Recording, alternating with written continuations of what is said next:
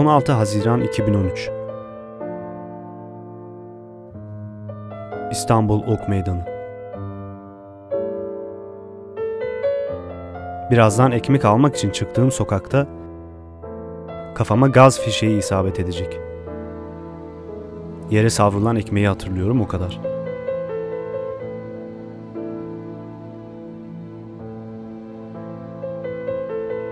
Beni bekleyen aileme bir daha dönemedim.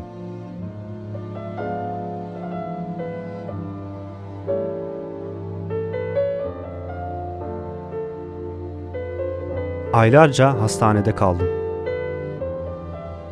Çok da direndim. 16 kiloya düştü çocuk bedenim.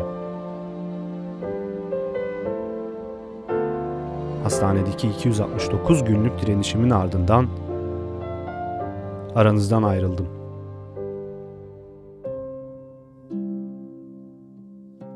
Ailem adalet arayışı içerisinde yıpranırken onlar benim 14 yaşında bir çocuk olmadığımı söyleyecek. Bir çocuk olarak aslında son derece azılı bir teröristmişim. Neler yapmayacaklar ki? Annemin acısını yuvalatacaklar meydanlarda. Mahkemem yıllarca sürecek. Onlar her mahkeme terörist olduğumu, ailem ve iyi insanlar ise çocuk olduğumu anlatacak. Adalet aşılmış bir sözcükten ibaret kaldı. Ama siz annemin acısını acınız bildiniz. Birleştiniz. En çok sokakta koşan fotoğrafımı sevdiniz.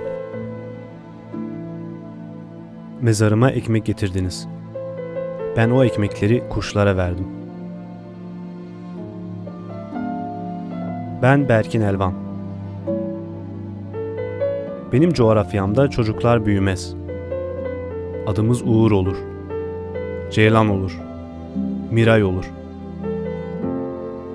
Beni unutmayın ve annemi yalnız bırakmayın. Adaletin peşini asla bırakmayın.